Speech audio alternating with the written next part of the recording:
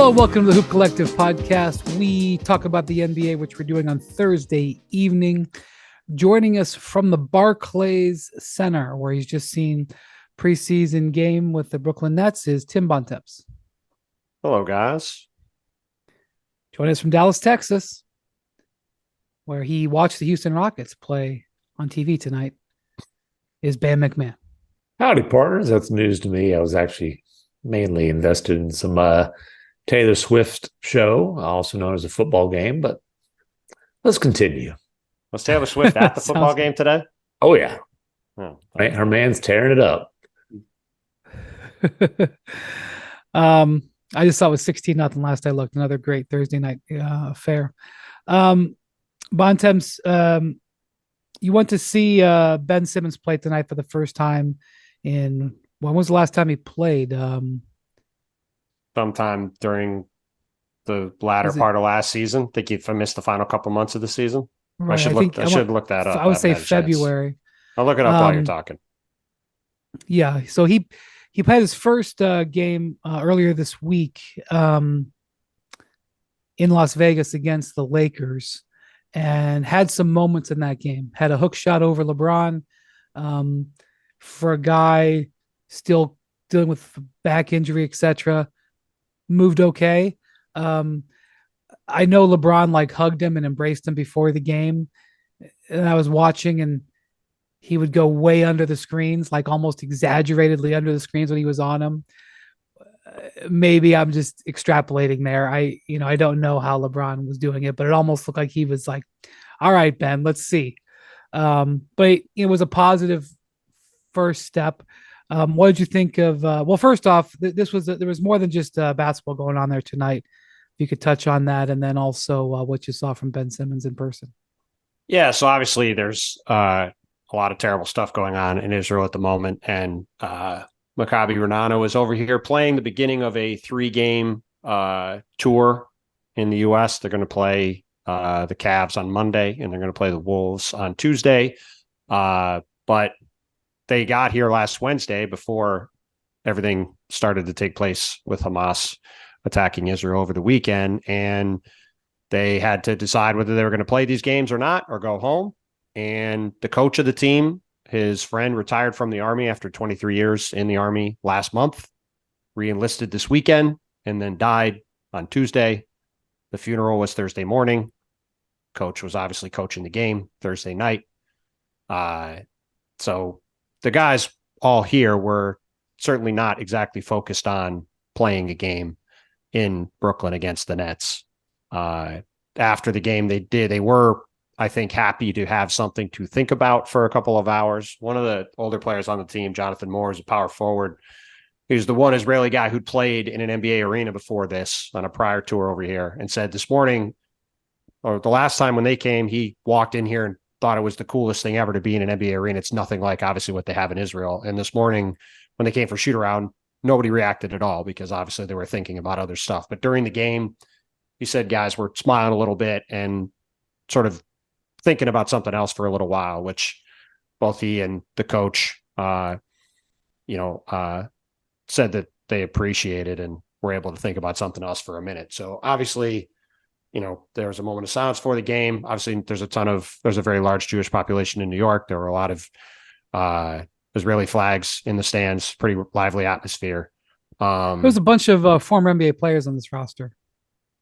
Well, yeah, let's talk about that for just a second. It was pretty strange. So normally you guys have been to a bunch of these kind of games before. Like teams show up, they play, they go around. This Maccabi Renana added 7 players in the last couple of days. They added an overtime elite kid, guy who's a prospect for next year's draft. They added Dwayne Bacon and Quindary Weatherspoon, guys who were sort of bounced around to play in these games. So it was sort of strange. Bruno Caboclo on the team? Bruno is on the team. I don't know if I thought he was on the team before this, but maybe not. It was very odd how there just all of a sudden were several NBA guys or NBA possible guys on the team. Honestly, there was too much other stuff going on today to really find out what was going on, nor did it really matter. But it was sort of interesting that there were all these NBA guys out there, at least to start the game. By the way, did you tell me What did you tell me about Keontae George? Oh, his father, Jason Siggers, also plays for Maccabi Renana, which I found out in the Really? middle of the So, game. this is okay. So, like, Keontae hold on George, here. for people who don't know, was drafted by the Jazz this spring and was a revelation at Summer League for the Jazz also. Wow, his dad's 38 years old, still hooping. From Dallas, Texas. Okay. Yeah. Excuse me. Somebody could wiggle in front of LeBron and Bronny here. This is on the table. Ooh. I mean, Hey, King McClure gave us a scout report on his pops when he was on the pod with you. It's true. Said he was playing pickup. That's funny. They don't invite me to those pickup games. I'm a Dallas. well, here's the thing. I did not know his father was still playing professional basketball. I didn't either. King just threw that in there. Yeah. Like he did. He gives this glowing review of Keontae George, who was, at Baylor, and he's lost a bunch of weight, had a great summer league, etc. Mm-hmm. And he's like, yeah, Pops is great, but he doesn't mention Pops still playing professional basketball. Right. Yeah, it was not something I realized man. until after pregame. Yaron Weisman from Fox Sports told me as we were getting ready for the game to start. So, do I have permission to tell a story from 2005? Sure, I guess. Yeah, go ahead. Jackson, do I have permission to tell a story from 2005? Jackson wasn't even alive in 2005. I know he was probably. Let's just hear the story. Let's hear the story. So Maccabi Tel Aviv, this is a different team, but sort of the powerhouse from Israel, was on an American tour, and they won in Toronto. They beat the Toronto Raptors. Okay.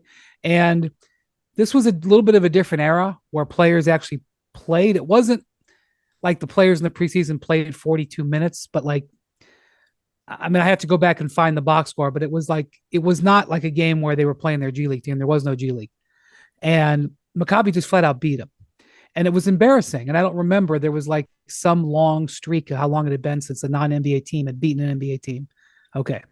So while on that tour, Maccabi played in Cleveland. And it was the first night of a back-to-back. Cleveland played Maccabi at home. And then the following day was playing in Rochester, New York, War Memorial Coliseum against the Raptors. Oh, yeah. Okay. The Cavs, and particularly Dan Gilbert, the owner, I think, did not want to lose to Maccabi. All right. And because for a couple of days there, the Raptors had a modicum of egg on their face. I'm not saying it was leading Sports Center, but it was more of a thing. Yeah, people notice when that happens for sure. Right. They definitely were a little embarrassed. Okay. And so the Cavs kind of played to win, and Maccabi didn't come close, but it was a game in the second half, if I remember off the top of my head. Okay. Mm-hmm. The point is, LeBron played 30 some minutes.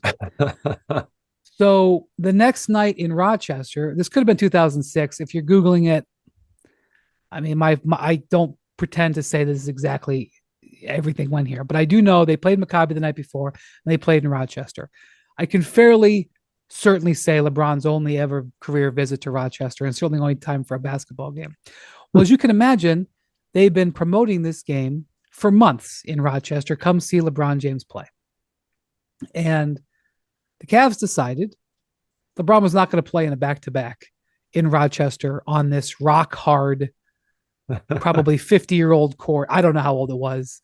Non-NBA it was 2006, venue. By the way. I looked it up. Okay. 2006. Okay.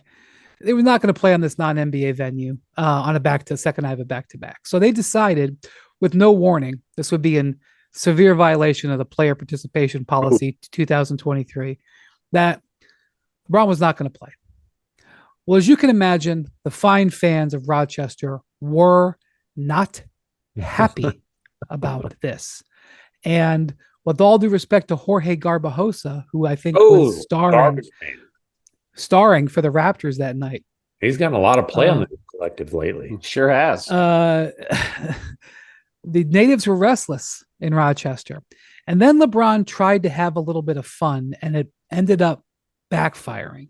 Uh-oh. So everybody sort of figured out, again, this was pre-Twitter. There wasn't an announcement over the PA, LeBron wasn't playing, Like we knew, but it wasn't announced. And so the fans kind of had to figure it out organically. But that by the time LeBron didn't play in like the second quarter, he wasn't playing. And then he might have warmed up for the second half, but he didn't play throughout the second half. And then they knew he wasn't playing. And the mood turned in Rochester War Memorial Coliseum. And LeBron decided to have a little bit of fun. And in my mind, it was like midway through the third quarter, but it could have been in the fourth.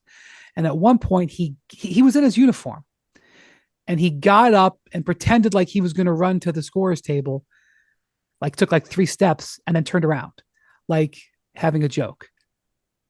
Nobody thought it was funny. Okay. And I elected to make a quick departure from that arena that night. Nothing happened, but it was one of those situations where, not good. And because I and maybe I think Mike Brown was a coach then, maybe he would testify that they would always plan on, but I mean, LeBron played in back-to-backs back then. But I honestly think it was because they didn't want to lose to Maccabi Tel Aviv, and so they overplayed him to guarantee that win. And then he didn't play in Rochester. So that's my story. I might have been at the last game that a European team won over here, which was at this arena 8 years ago when Fenerbahce beat Brooklyn, led by pod friend and finals guest Bogdan Bogdanovic. Scored 17 points, won that game. We're actually talking about it. A couple of the people here before the game today. Serbian silver medalist.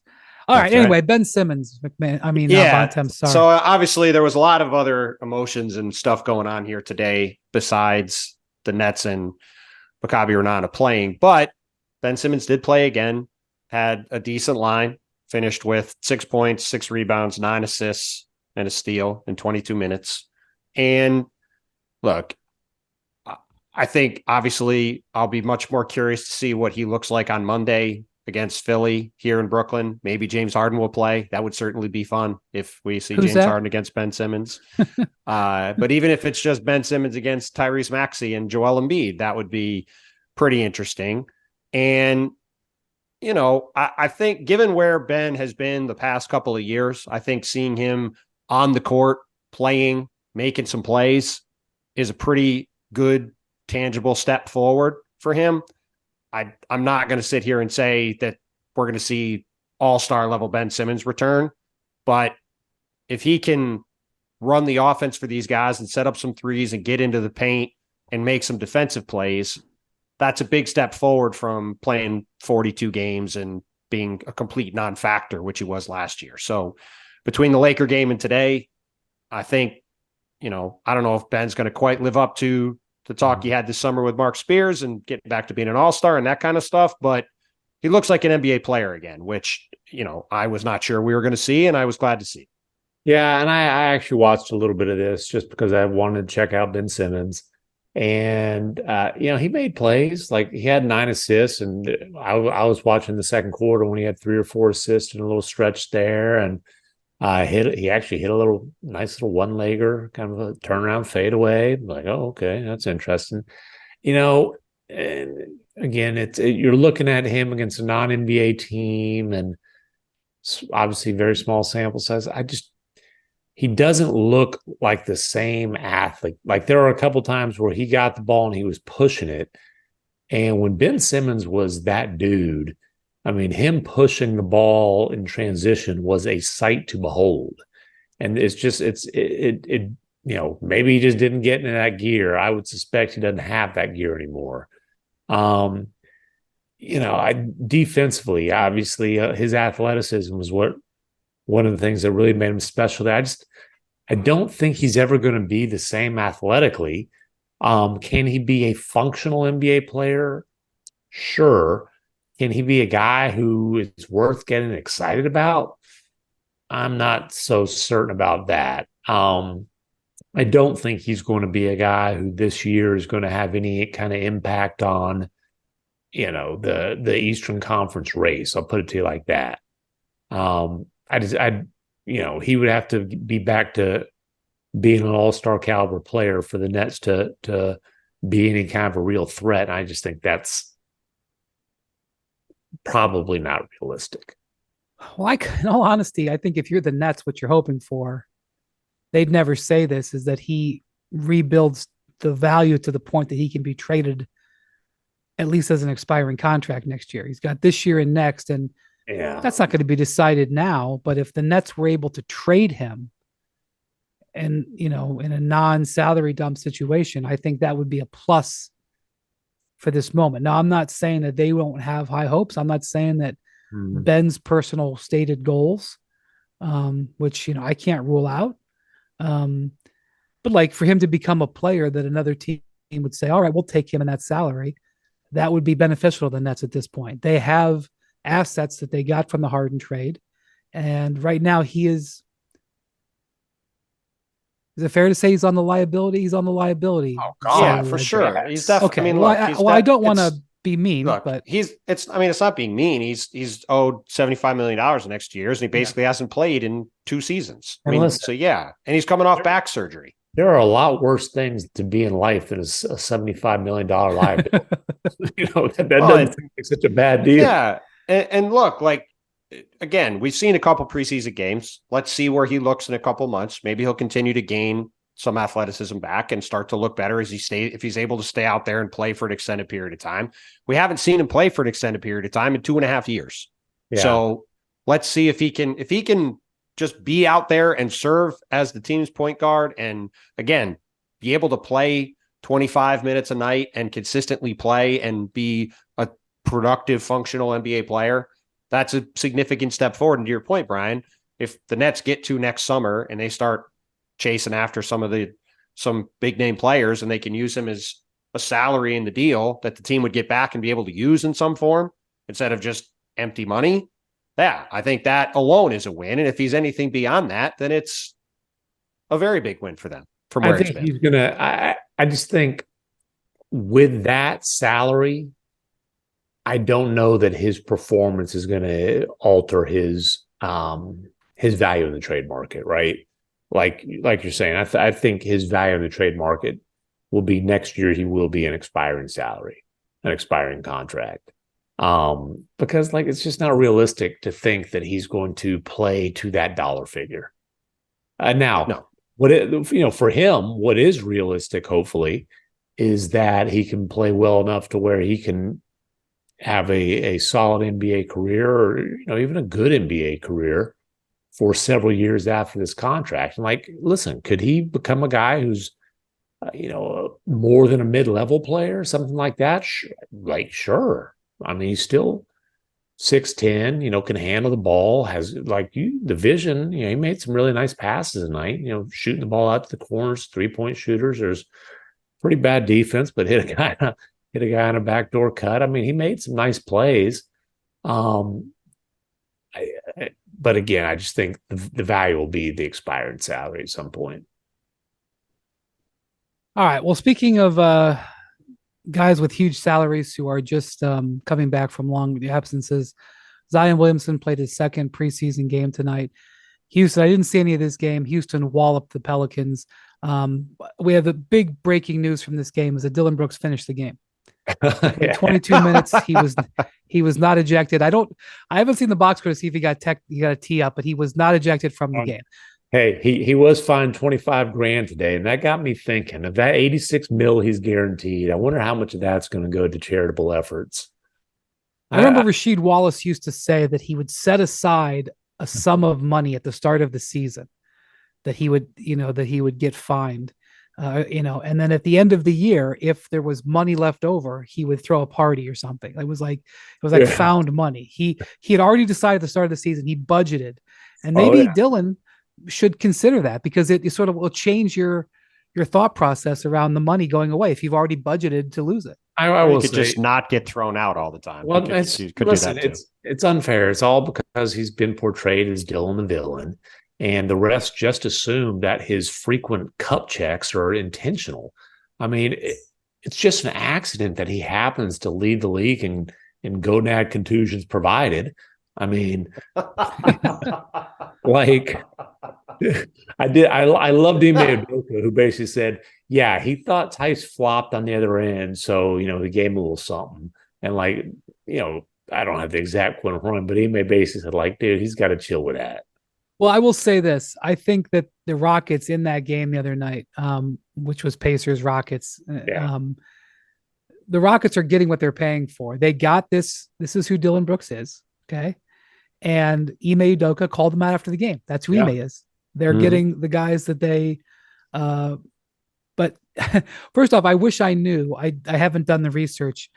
Tice and Dylan played each other twice this summer. The Germany and Canada had 2 games over the summer that were hotly contested, and I wonder if. Yeah, I wonder that too.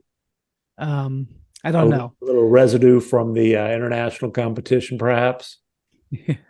But residue. Dylan usually doesn't need an excuse. So, by the way, a couple of comments to international players. I'm in Cleveland area right now for the weekend, and Franz Wagner tonight, I think, scored 17 points in 16 minutes or something for the Magic. He's awfully good. Speaking of Germans, pretty good player, doing well. Also, speaking of foreign nationals who are doing okay, Nikola Jokic, number 2 on your NBA ranked scorecard, had. Let me give you Nikola Jokic's line from tonight. Playing the Bulls, right? Playing the Bulls. The game went to double overtime. I'm sure he was halfway home by the time this game ended. You think Jokic is doing okay? He played 18 minutes, scored 17 points, had 6 rebounds and 4 assists. Thank you for your work this evening. Yeah. Listen, if the guy would just win like a couple MVPs and a finals MVP, maybe we'd put him at the top spot. We deserve all the scoring that's going to come our way from Denver. That's all I'll say about that. That wraps up our NBA ranked discussion. Yes. back to Zion Williamson. Yeah. Real quick, the headline for the Rockets, Jabari Smith Jr., who, sizzled in the summer league during his brief little stint there, 22 points, 9 rebounds in 24 minutes. Certainly him playing up to top of the draft type of talent would be a massive development for the Rockets. Listen, he went 4 of 5 on threes. Obviously that's a hot night, but the shooting was the issue for him. He came out of college known as a better shooter. Then he didn't shoot it real well. He didn't do a lot well the first half of his rookie year. But playing without a point guard and in a circus of an atmosphere probably wasn't the best thing for a teenage kid. There's definitely talent there, and obviously there's definitely talent with Zion. And this is a case to me. The difference between Zion and Ben Simmons in the discussion is this. If Zion's on the floor, he is an all-NBA force without question. If Zion's healthy, I do think he can impact a conference race. I mean, you look at last year when he goes down. The week that he went down, the New Orleans Pelicans were tied for first place in the Western Conference with the Denver Nuggets. Not at the exact moment he went down, but a couple games before. My point is they were they were right there in the thick of things. And look, obviously the guy, he efficiently puts up 26, 27 points per game, shooting better than 60% from the floor. Like we've never seen this kind of freak, and by freak I mean athletic, not other situations. This kind of freak. Just like a guy who's this big, wide, really, this explosive, and this skilled of a finisher. Plus, like you can point forward to talk about point center with him. He can pass the ball, and it's crazy. CJ McCollum was traded to New Orleans a year and a half ago. McCollum, Ingram, and Zion have played together 172 minutes total. That really, regular season minutes. And their numbers for those 172 minutes are off the charts, but only 172 minutes from their $100 million trio. Well, here's the thing about Zion. He does look okay.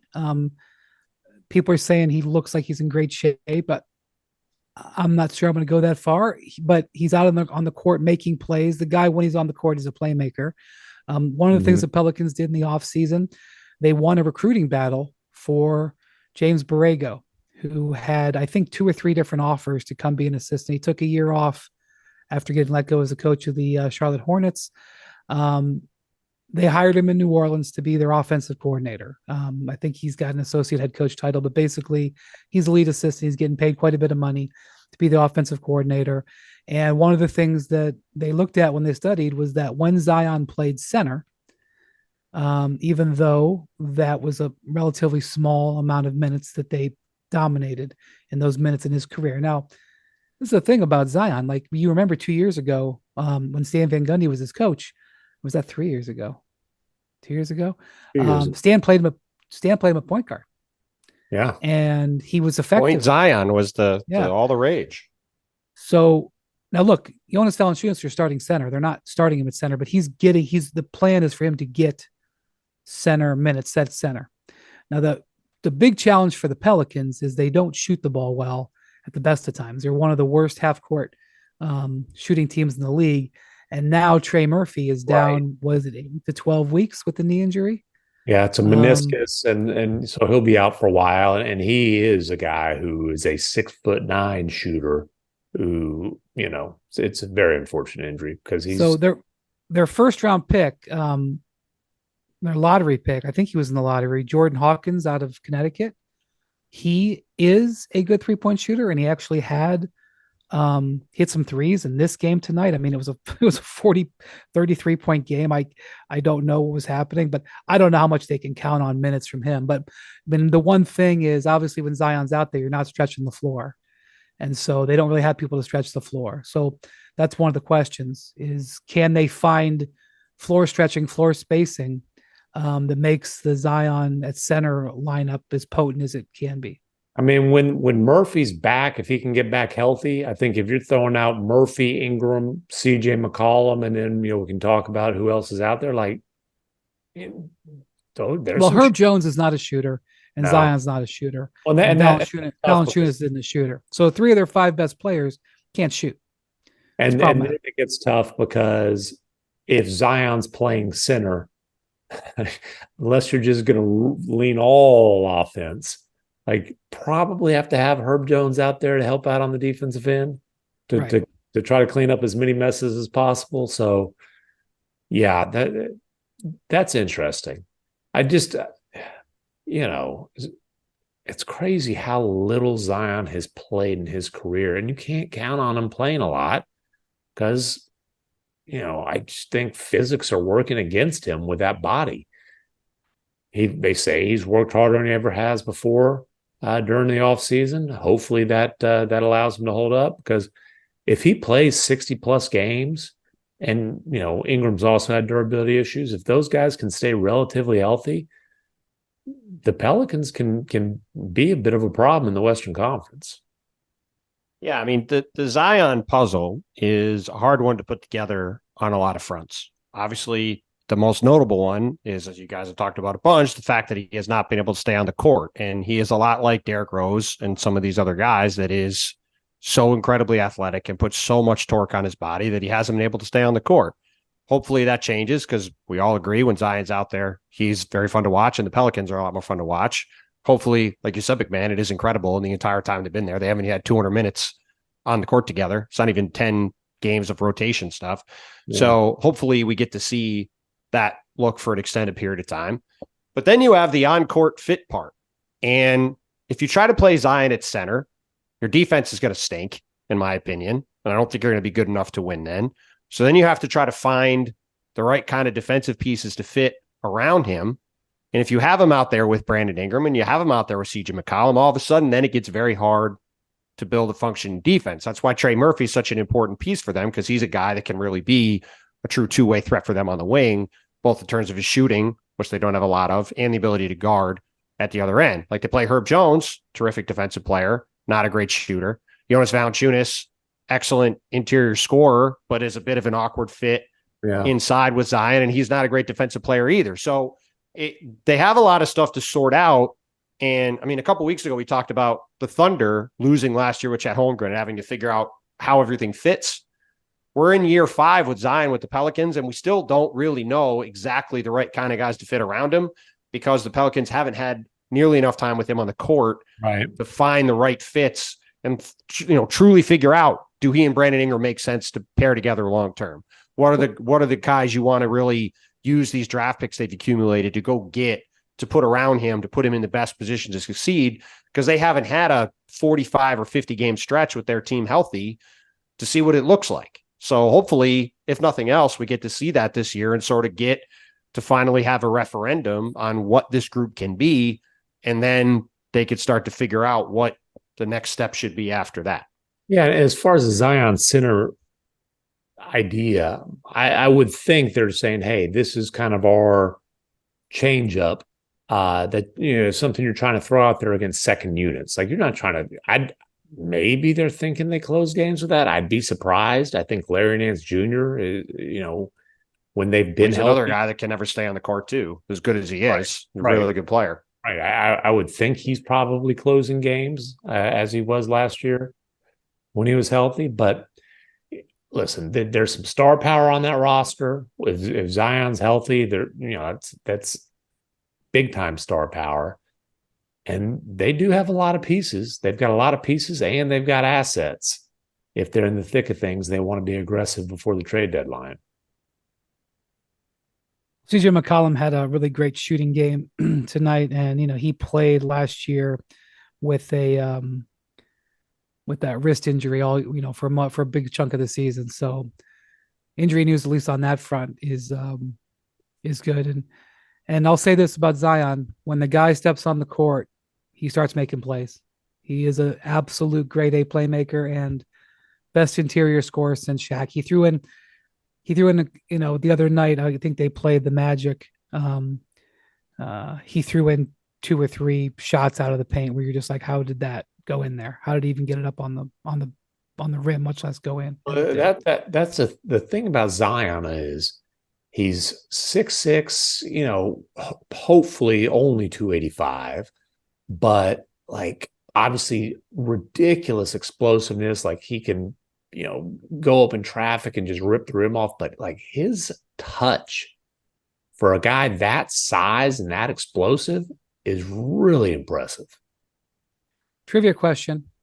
Here we go. When was the last European team to beat an NBA team? I'm guessing it wasn't I'm guessing it wasn't Fenerbahce to Real Madrid over the Mavericks last week. Or was that earlier? Yeah, this week. He did say, "I'll give Bontemps." He said in America. Okay, all right. And I actually looked up. Real Madrid also beat. They also beat OKC, but that was in Seville. The last overseas team was the Adelaide 36ers, who spanked the Suns in Phoenix last year, when the Suns actually put in their starters in the third quarter, trying to make a little run at the thing. Oh yeah, that's right. I forgot about that. Sixers, and I met him in Oklahoma City to do a little story, and they got the doors blown off them that night. All right. Well, Zion and Ben Simmons, 2 guys who have been in the NBA load management zone in recent years, and always a favorite topic. But Bontemps, you wrote a story that published on Wednesday after Joe Dumars, who's he's got a very long title, executive vice president and head of basketball operations, but he's basically one of the grand poobahs. The game czar. He oversees. It's Adam Silver, it's Mark Tatum, and then there's Joe Dumars. That's the hierarchy. There's a couple guys on the Joe Dumars level, but Joe Dumars is on that level at the very top of the food chain in the NBA's circle at Olympic Tower. He held a press conference, a news conference on Wednesday. And I think it's important to point this out before you tell us what he said. Mm-hmm. This wasn't you saying, I've got some questions for Joe Dumars, NBA. Could I ask him? Because that's what sometimes happens with reporters, I'm working on a story right now, and I needed quotes in the last 10 days from Mark Tatum. I asked for the quotes. Mark Tatum responded to me. This was the NBA inviting media to ask Joe Dumars questions. Keep that in mind. Go ahead. Yeah, last week, the NBA set up this call with a few reporters from various outlets, including ESPN. with Joe Dumars and Evan Wash. Evan's the head of the NBA strategy. You said group. last week. It was yesterday. It was no, Wednesday. I said they set it up last week. It was Okay. yesterday, but All right. last week they reached out about it. Evan Wash is the guy who came up with the in-season tournament and the play-in games, that kind of stuff. The guy LeBron tried to get fired a few years ago. The guy LeBron was unhappy with until he was happy with him. But yeah, so the NBA sets up this call, get on the call. And the first 6 minutes of the call on Wednesday was Joe Dumars giving I would call it an impassioned speech about how the NBA needs to get back to everyone involved treating the season like an 82-game season, not a 50-game season, not a 60-game season, an 82-game season. That was how he put it. And also went on a bit of a rant about the All-Star game, saying that the NBA needs to get players back to really caring about the All-Star game again. Now, as our host, Brian Windhorst, would say, why would he do that? Well, why would he do that? Because the NBA is clearly somewhere between very concerned and terrified about their upcoming negotiations for their new national television deal, in concert with the fact that their RSN deals across the country are all over the place as that market is sorting itself out. And 16 of the 30 teams in the league are with Bally's properties, including in McMahon's town in Dallas, including in Brian's town in Cleveland. And it's unclear where that is all going to go over the next few months. So, yes, there was a lot of talk in other places, including by some of our pals, about how this was a referendum on load management, which we can get into if we want. I would say the main takeaway from this was the NBA has spent a long time pretending that this wasn't a thing that they cared about until the exact moment when it potentially impacted their wallets. And then all of a sudden, Adam Silver last month at the Board of Governors meetings and Joe Dumars with a sledgehammer in this call that the league set up on Wednesday is making it extraordinarily clear that the days of not playing and taking days off are over. And we're going to come in and we're going to find teams and we're going to do all this stuff because we got to have people playing in games again. And I will just say, as we say all the time on the pod, actions over words. Now, I'll be very curious to see this year as it plays out, how the teams handle this, and if the league is really going to come in and start levying massive fines on teams for having guys sit for rest. So we will see what happens. It wasn't a sledgehammer, it was a calculator. He had all the science, baby, all the data. They've been, well, hold on. We just came to this startling realization. And look, I do think there's probably something to it. Like, I mean, the king of load management, Kawhi Leonard, gets hurt more than anybody. It can't be helping too much. You know, I mean, I'm sure that there's plenty of nerds out there who can tell me the science on this, that, but it's gotten to be silly. And like, look, I get Luka's workload, but like, dude, Luka at 22 and 23 wasn't able to play back to backs. Like, come on, man. Like at a certain point, the quality of the product does matter. And I know they're doing it for money, right? But just for the fans, I do feel bad for fans. Oh, hey, this superstar is coming to my town. I'm going to buy tickets. You know, I'm going to save up. It's my kid's favorite player. I'm going to, you know, it's a big expense, but man, I'm going to take my boy to see, you know, so-and-so. Oh, did you check the schedule? Whoops, it's a back-to-back. So-and-so is probably not playing. Like, that is a crap product. So I don't give if it's for selfish reasons, financial, you know, BS, cool. As long as like players start actually feeling the need to play on a somewhat regular basis. Well, and two things on that real quick before you jump in, Brian. So Brian is in Northeast Ohio. Last year, the real nexus of this happened in a weekend in Cleveland when on Friday, the Warriors sat all of their players in a game against the Cavs. And on Saturday, Chris Middleton and Giannis Antetokounmpo sat in a game against the Cavs, all for rest on back-to-back nights in Cleveland. And by the way, I think Luka's missed 2 straight games in Cleveland, you know, annual trips to Cleveland, which happens to have Kyrie Kyrie loves Kyrie loves playing in skipping Cleveland. games. I Yeah, think he's played twice since 2016 or whatever. and one of them is 17. the game. One of them is game Gordon Hayward got hurt in. So like the reasons are pretty transparent that the league suddenly cares so much about this, but the simple fact is it had gotten way, way, way out of control. Wasn't it Slovenian Heritage Night last year? No. That was actually in Dallas. But like I said, in Cleveland, it is the biggest Slovenian population in the U.S. So it's always it was Slovenian Heritage Night there. They had I Love Slovenia Night in Dallas when they tanked against the Bulls. And that was the one Brian was thinking of. Yeah. So look, obviously that was a pretty significant moment. There were several other games like that last year. And I agree with you. At the end of the day, if it does lead to a better product and if guys are playing more, I think that's great. The only other thing I was going to add, this is about the teams. This is a team-driven thing with teams sitting guys. And that is, there's a culture of caution that has been built into the league where everyone's erring on the side of caution when it comes to playing guys in games. I don't think players do not want to play in games. I don't think that's ever been the thing. I think you're right in the vast majority. Sure, right. The vast majority of circumstances. This is a team-driven thing. And so if the NBA is going to change this, again, we will see what they do with the fines and how this stuff goes. But it's a team-created problem, and it's going to have to be a team-created solution to fix it. Well, the NBA's trying to do their part by obviously lightening up on back-to-backs and 4 and 5 and all that kind of stuff. It's, if you play 82, it's never going to be perfect. You've heard people lobby to slice the schedule down to 66 or whatever. But yeah. Okay. Couple things. One, I don't think the NBA is terrified.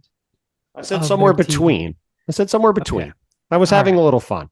All right, fine. But Joe Dumars did kind of admit that this was being... He didn't kind of admit. He said, yes, the TV deal is part of this. I could find the exact quote, but he was asked by Sam Amick from The Athletic, and he admitted that was part of the calculus. Okay. I do think part of it is to have a better situation with people who attend games, but I think that's very secondarily compared to the TV product. I think the NBA has not cared that much about their ticket holders, or as much as they used to for quite some time now.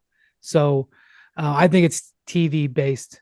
Mm-hmm. The other thing, and the piece of nuance, when Adam Silver discussed this at the Board of Governors meeting a month ago, or give or take whatever it was, he said the data on load management was inconclusive or not, clear. Joe Dumars said the data shows it doesn't work.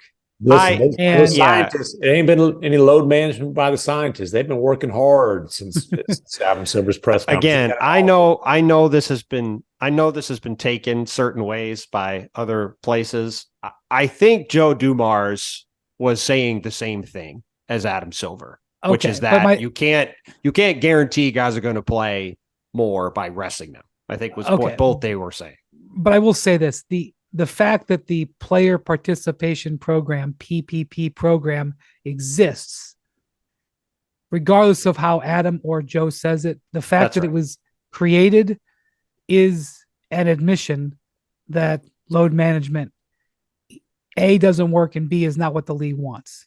Yeah. And the other thing is, shortly after they announced it, there was like a bunch of people looked at the policy and said, here's 7 different ways that teams can still get around it. Yeah, like Kawhi is going to be exempt from it basically because of pre-existing injury history. Right. So we're not saying, nobody is saying like if a guy is at serious risk and it's obvious because of legitimate injuries or he's coming back off surgery, like no one's saying be irresponsible. It's just like, dude, like the erring on the side of caution has gone way too far. Yep.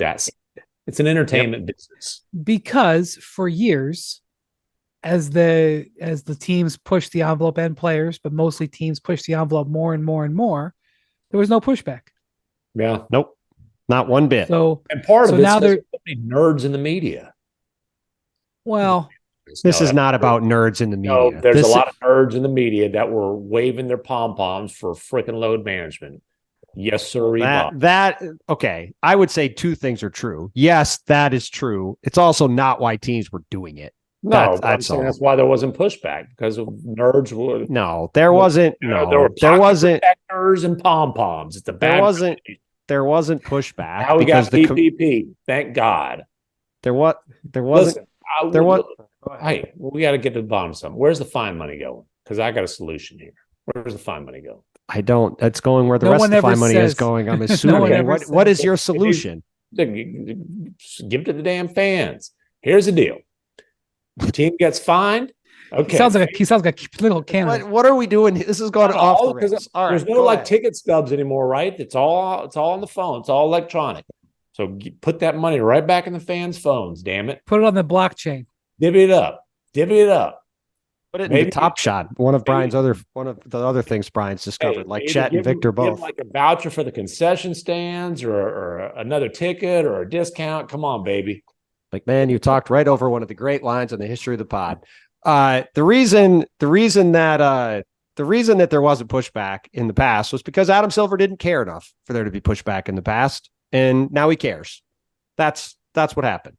He cares, and the league cares. So now they're coming after everybody. So again, we will see what their actions are. Their words have certainly been interesting for the last month, but we'll see starting on the 24th. Well, Joe Dumars actually going to follow through on it. Joe Dumars is the leading edge on NBA fines. He's obviously there's certain fines that end up on Adam Silver's desk or Mark Tatum's desk, but Joe Dumars is the guy that basically is going to decide the way fines go. And that's a large part of his job is to divvy out punishment. And so, if he's talking tough in October, we'll see. Because there's also the concept that one of the things that people said was these teams could just take the fines.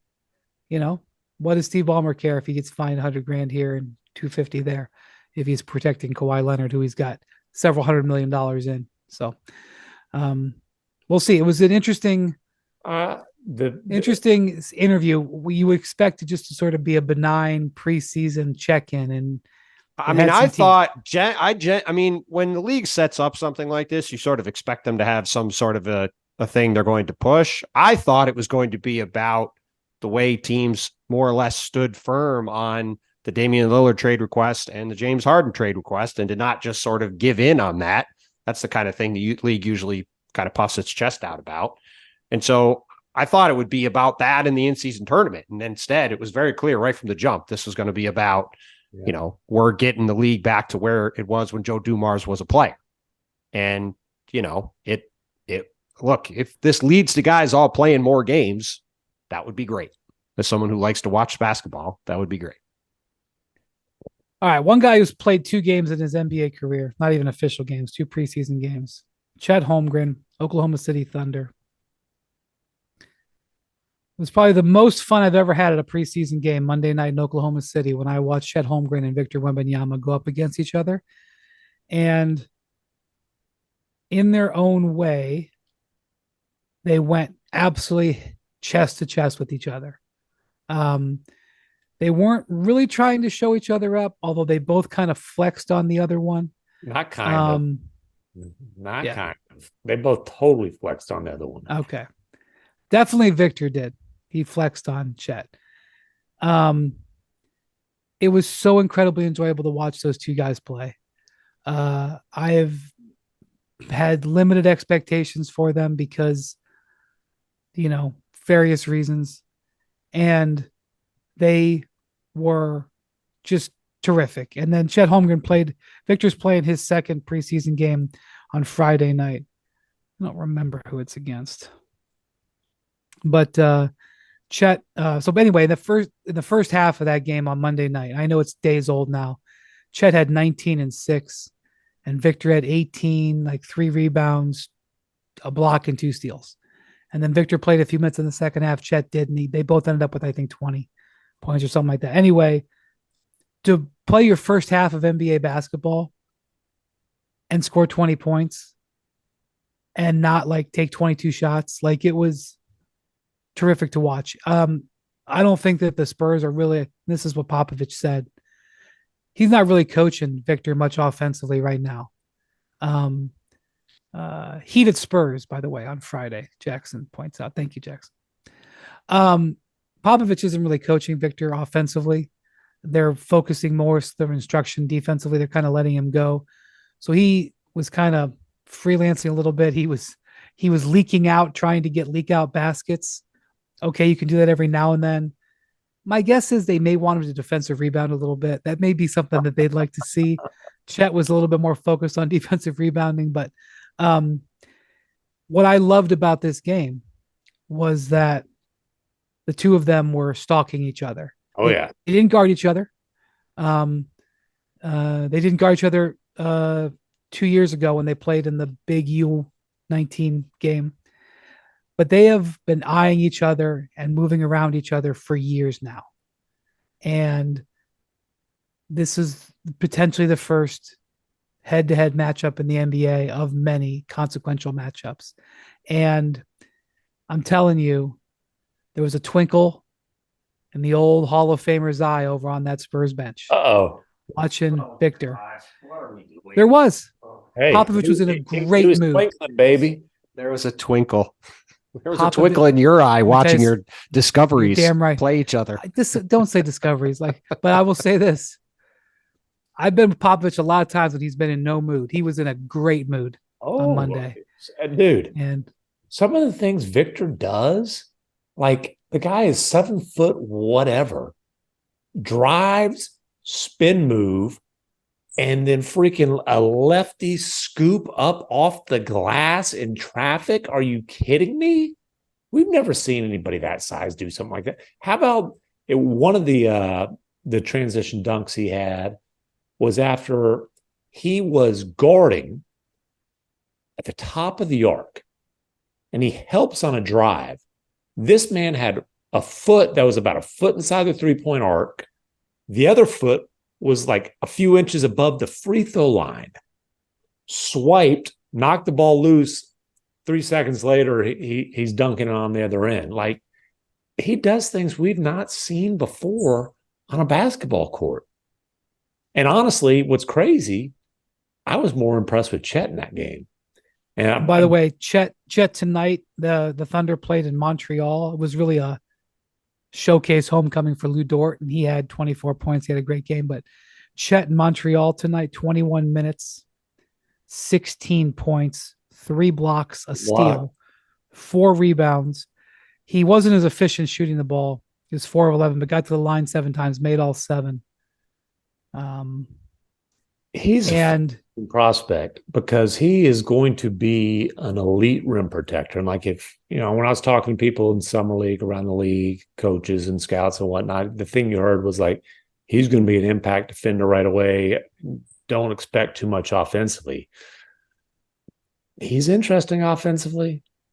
He's a 7-foot floor spacer who, I don't want to see him dribbling too much, but he can definitely attack closeouts and make some things happen. Whether it's the right match. I think he's a more proficient ball handler than Victor.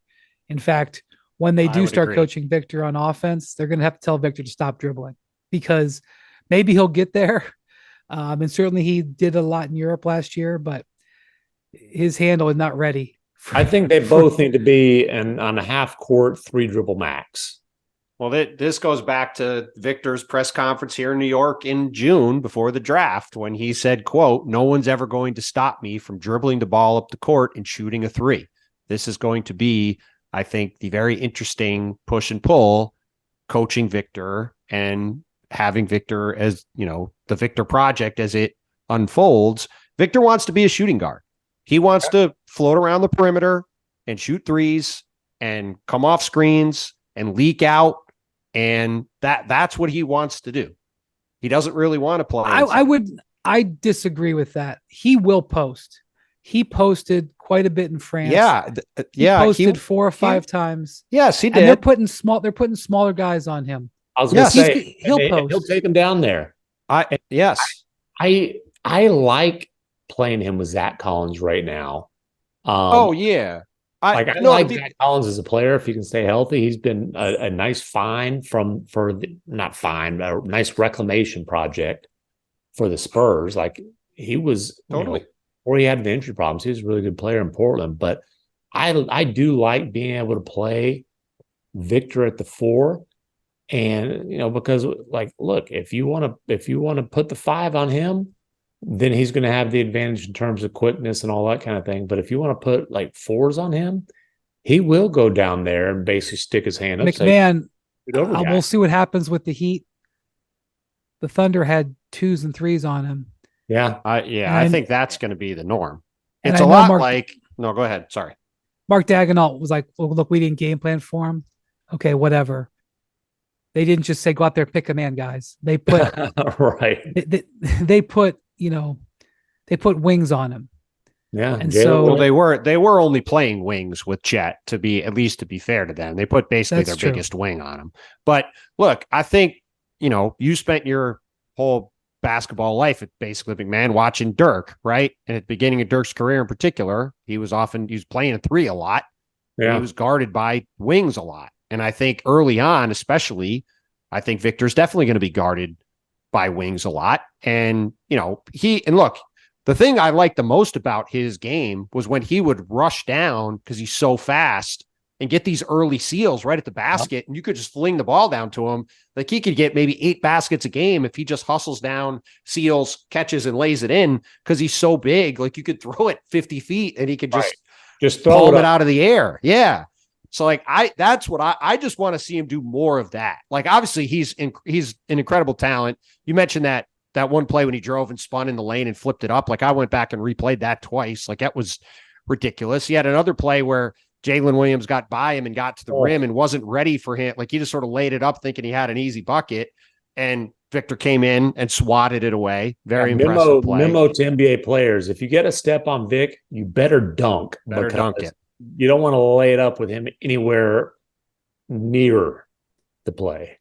But I'll tell you, maybe just real quick, maybe the most interesting thing of this whole preseason for any team so far, though, is Chet Holmgren is playing exclusively basically at center. And I did not think the Thunder were going to do that. And they are running with their 5. They started their 5 guys today: Dort, Giddey, Shea, Jalen Williams, and Chet.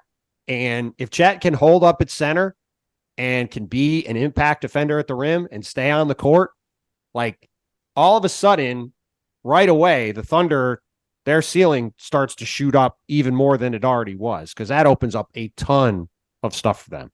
So the Thunder, one of the things that they absolutely lacked last year was any sort of offensive presence at the rim. I mean, offensive or defensive, you could argue. Yeah. Yeah. And so in the first half of this game, Jalen Williams ran a lob play to Holmgren, who the best way I can describe it, he spiked it through the rim because he was so high above the rim that he just threw the ball straight down. And they had like a dozen or so lob dunks all of last season, the whole team. Yeah. And 2 things about this. One, after the game, Chet said they've been working on those plays so hard in practice, and they mess them up a lot. And so for them to actually get the first opportunity in a game to do it and then actually execute it perfectly was really rewarding. Secondly, I'm thinking about the Thunder 2022 draft class, which has the potential to be franchise altering, because that night they get Chet Holmgren at 2.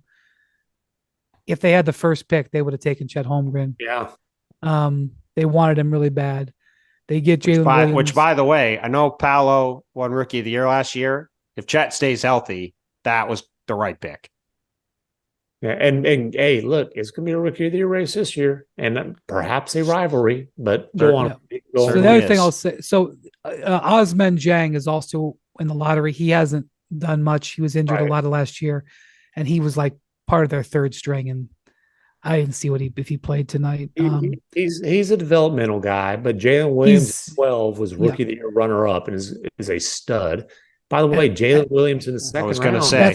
That's what I was going to say. So Jalen Williams, the center, Will, as they say.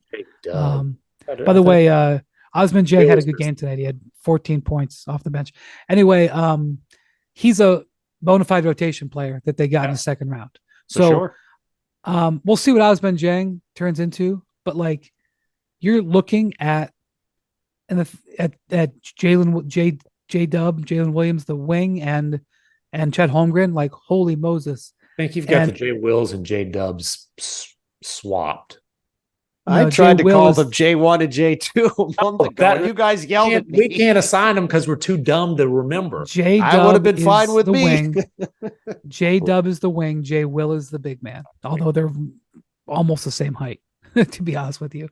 And if you want a mnemonic device to remember, you know what a mnemonic device is? Okay, you're right. I'm wrong. My bad.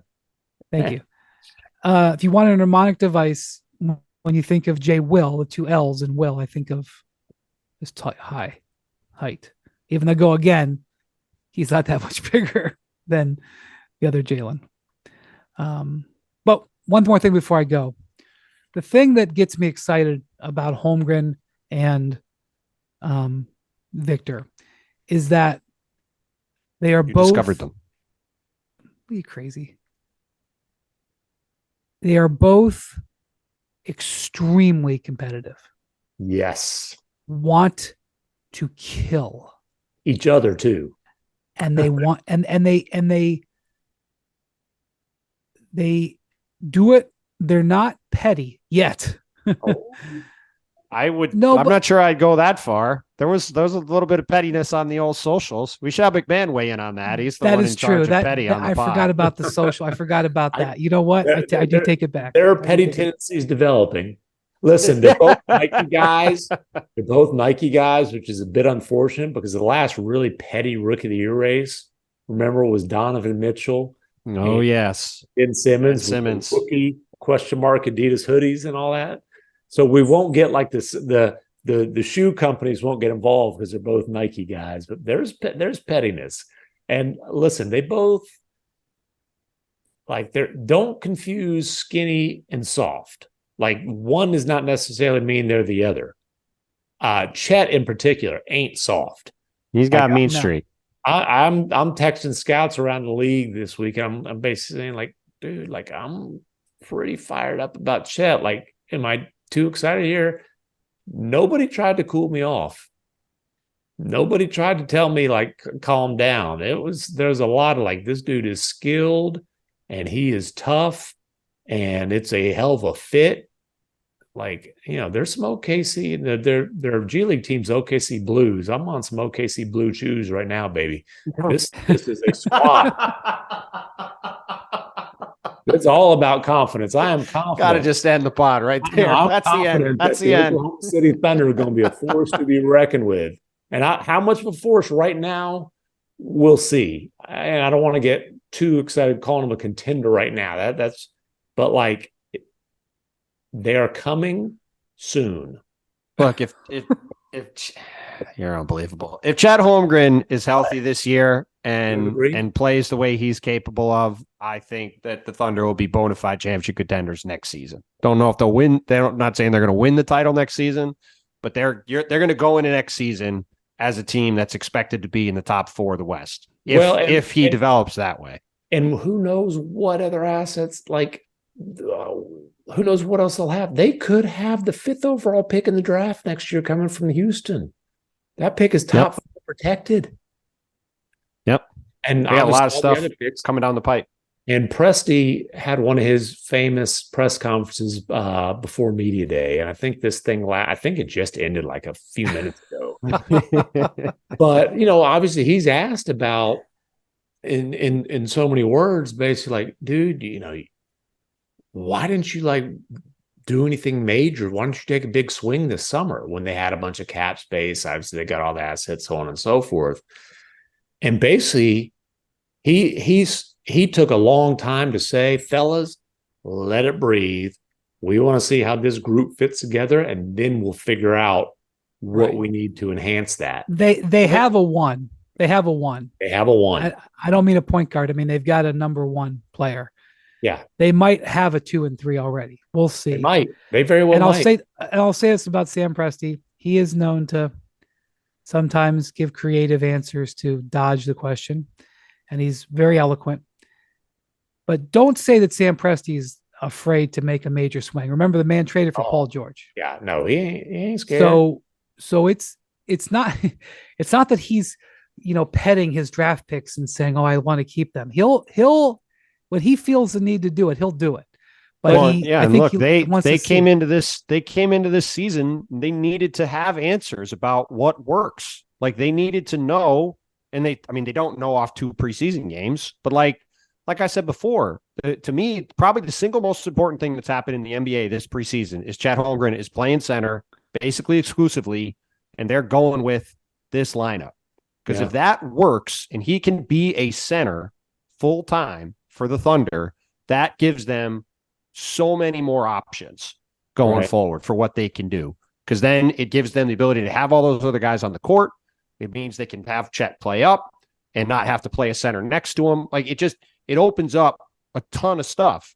But in July and August, they didn't know, I don't think necessarily, that was going to work. And they don't know how these guys are going to fit. I also think, like we've talked about before, they don't know if Shea and Josh Giddey are a great fit long-term. Like that's another thing they have to sort out. There's a lot of stuff to sort out, which is why it's prudent to let this marinate. Like you said, MacMahon, let this go for the year, see where it goes. And then next summer, you might have a top 10 draft pick. You still have a ton of cap space. You still have a bazillion young players that you could put in trade. You still have a trillion draft picks in the future. It's not like their window is closing. Their window is only opening. Their window is opening, has a chance to be open for a good stretch. And the thing about it, like they might not need, to your point, they might have guys who can become, the big 3 on a championship caliber team, on a contender. But like you look at the team that just won the championship. I know we've already forgotten that the Denver Nuggets are the reigning NBA champions. I haven't. But like they had 2 massive impact trades made over the last few years. Neither were for stars. Aaron Gordon has fit he had at one point was considered star potential. Honestly, last year I thought he could have been an all-star, but he's not like the focal point of the offense. He's just a phenomenal fit in Denver. Kentavious Caldwell-Pope is like you're perfect. I think quintessential. I don't know if I'm using that word correctly, but it sounds like a really good word. You're quintessential 3-and-D role player. Is that the correct use of that? I think it is. I'll look it up later. It applies. Last time I tried to get all vocab, I told you boys this. My whole facetious, the only word in the English language, you use all the vowels in order. Somebody pointed out that there's a word called abstemious, and it means you basically don't eat or drink too much. I'm like, well, how the hell am I supposed to know that word? Anyways, but my point is the Nuggets, is Wendy frozen, or is he just looking at me like I'm an idiot? He might be frozen. I think he is frozen. Oh, man. I wish the people at home could experience what we're experiencing right now, which is Brian just blankly staring at the camera going, my God, MacMahon really just did that. I'll wrap my point out by saying, like, maybe the pieces to get this thing to full-blown contender status aren't stars, and they're guys who are just quality starters that are fits, or quality starter. And, hey, give me a year to figure it out. Here comes Wendy. Here he comes. Yeah, look, it's Wendy. It's a pretty good situation in Oklahoma City. I said, "Are you frozen, or are you just looking at me like I'm an idiot?" All right. Well, with confidence, I say, thank you for listening to the Hoop Collective podcast. Thank you to Bontemps. Thank you to Jackson, and as always, thank you to MacMahon. We'll talk to you soon. I'm glad Wendy came back to wrap this up. He doesn't trust us to handle like the ins and outs and the smooth host type of stuff. No, it's because he's the boss. Are you not going to give your sign off? No, I was just about to say gracias. He was winding up to it. Gracias y adios amigos.